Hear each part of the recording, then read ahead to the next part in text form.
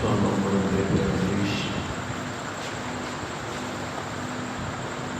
آیت نمبر 267 سورۃ البقرہ.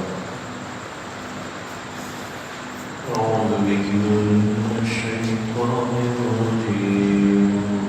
بسم اللہ الرحمن الرحیم. یا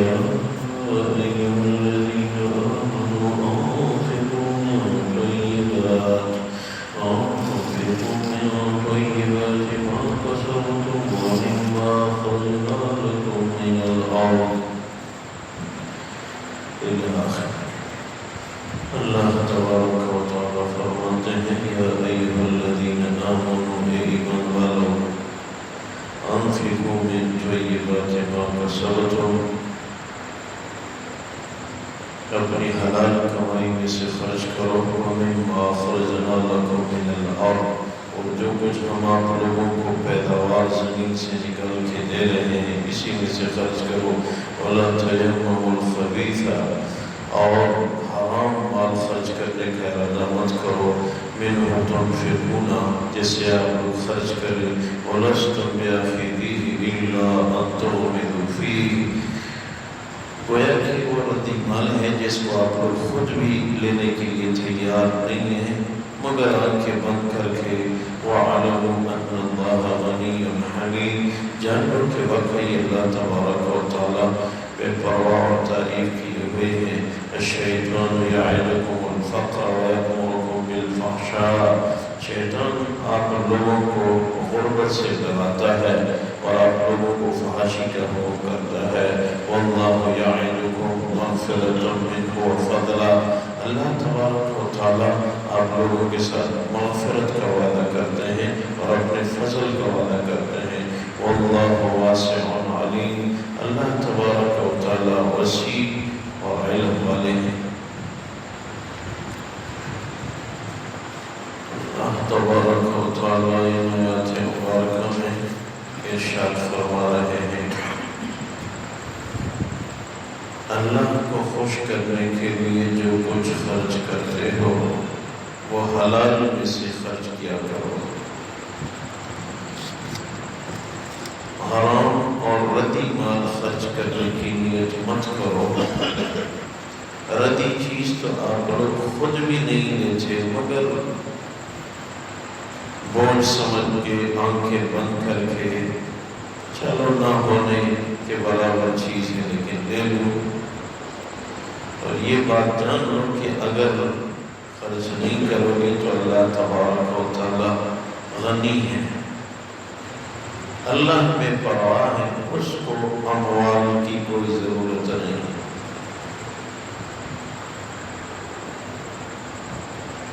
اور ساتھ دوسری چیز یہ ذکر فرماتے ہیں کہ شیطان آپ لوگوں کو فقر سے ڈراتا ہے غریب بن جاؤ گے اس لیے مال جمع کرو حرام کماؤ خرچ مت کرو کیونکہ غربت کا خطرہ ہے.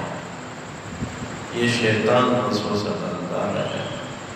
اور ساتھ دوسرا کام شیطان کا کیا ہے کہ فحاشی کا حکم کرتا ہے. یہ دو بڑے کام شیطان کرتا ہے اور انسان کے دل میں وسوسے ڈالتا رہتا ہے. غریب ہو جاؤ گے خرچ مت کرو حرام مال کماؤ اور فحاشی کا حکم کرتا ہے. تو گویا کہ انسان کے پاس دو قیمتی چیزیں ہیں جان اور مال. شیطان دونوں کی ناکامی کا سوچتا ہے.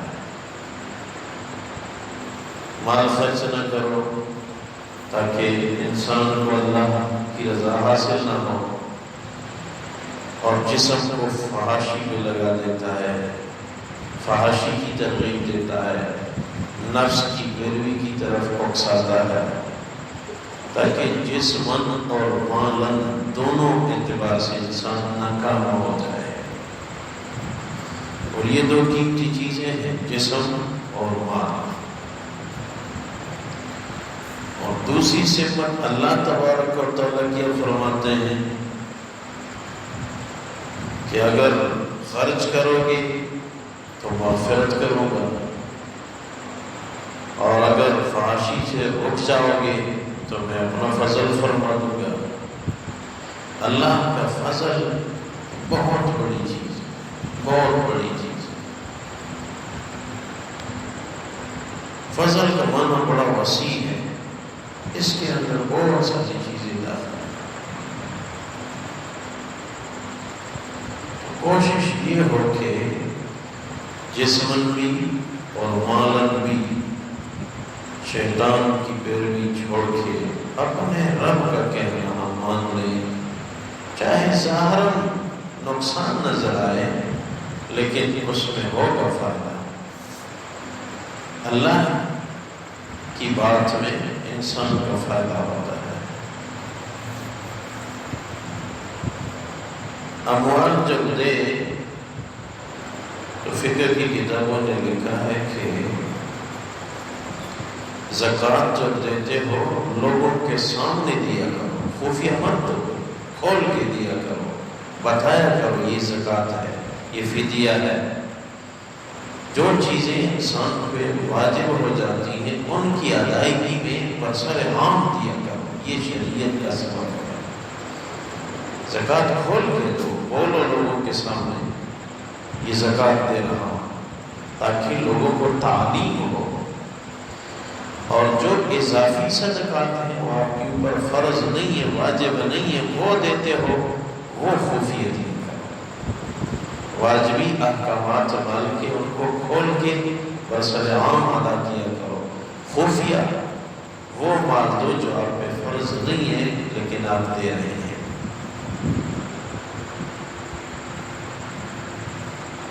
اس میں شیطان کی ناراضگی ہوتی ہے، اور انسان تب یہ اپنا جسم اور مال ٹھیک استعمال کر سکتا ہے جب یہ سچے دل سے تسلیم کر لے کہ میں کچھ نہیں ہوں، یہ سارا کچھ اللہ کا دیا ہوا ہے، جسم اللہ کا دیا ہوا ہے، یہ مال اللہ کا دیا ہوا ہے، یہ اولاد اللہ کی دی ہوئی ہے، میں کچھ نہیں ہوں، یہ اللہ کا دیا ہوا ہے۔ اپنے آپ کو ادنا سمجھے، بس اب بات بن چکی ہے۔ انانیت میں آ کے یہ تو میرا کمایا ہوا ہے، تو میری 20 سالہ تھکاوٹ کا نتیجہ ہے، یہ تو میرا خون ہے۔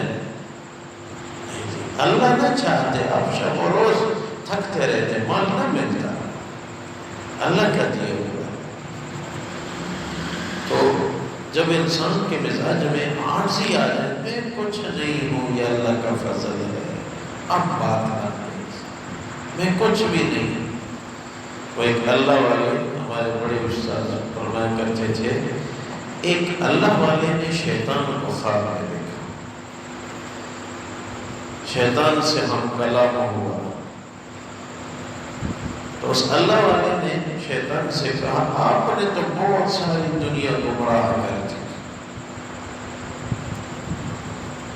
تو گمراہ تو وہی کر سکتا ہے جس کو سیدھے راستے کا بھی پتہ ہو، غلط راستے پہ لوگوں کو وہی ٹھیک طرح چلا سکتا ہے جس کو سیدھا راستہ بھی تو پتہ ہو۔ سیدھا راستے کا اگر پتہ نہیں ہے، یہ سمجھتا ہے کہ یہ غلط ہوگا، اسی پہ چلاتا ہے، شاید وہ سیدھے راستے پہ چل جائے۔ تو آپ نے تو بہت سارے لوگوں کو گمراہ کیا، آپ کو سیدھے راستے کا علم ٹھیک ہے ضرور، آج تو ایک سچی بات بتا دیجیے کہ اللہ کا قرب حاصل کرنا، اس کے لیے کوئی سب سے اہم اور آسان اور بہترین بات بتا دیجیے کہ اللہ کا قرب کیسے حاصل ہوتا ہے، کیونکہ آپ تو اللہ کے بہت قریب تھے، آپ نے تو ہزاروں سال اللہ کی عبادت کی ہے، تو اللہ کا قرب کیسے حاصل ہوگا یہ بتا دیجیے۔ شیطان نے کہا یہ بتا دوں گا، میں آپ کی یہ بات مان لوں گا، لیکن آپ نے بھی میری ایک بات ماننی ہے، وعدہ کرو۔ صلی اللہ علیہ وسلم نے کہا وعدہ ہے، شیطان نے کہا میرا بھی وعدہ ہے، میں بتا دیں گا، ایک بات آپ کو بتاؤں گا، ایک بات آپ نے میری ماننی ہے۔ ٹھیک ہے؟ تو شیطان کہنے لگا کہ اللہ کا سب سے زیادہ قریب ہونا اس کے لیے بہت زیادہ آسان ہے. اللہ کی قرب کا سب سے بہترین ذریعہ اور آسان راستہ یہ ہے کہ اس جملے پہ عمل کرو. استاذوں نے وہ جملہ عربی زبان میں ارشاد فرمایا کہ شیطان نے کہا لا تقل انا ان قلت انا فتقل کانا. لا تقل انا ان قلت انا فتقل کانا.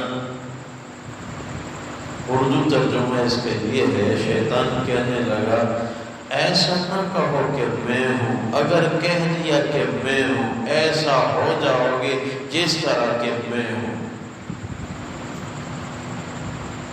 ایسا نہ کہو کہ میں ہوں، اگر کہہ دیا کہ میں ہوں ایسا ہو جاؤ گے جس طرح کہ میں ہوں. میں نے کہا تھا میں آگ سے پیدا ہوں اور آدم علیہ السلام مٹی سے، میں سجدہ نہیں کرتا. میں کا لفظ میں نے استعمال کیا تو میں کہاں سے کہاں پہنچ گیا.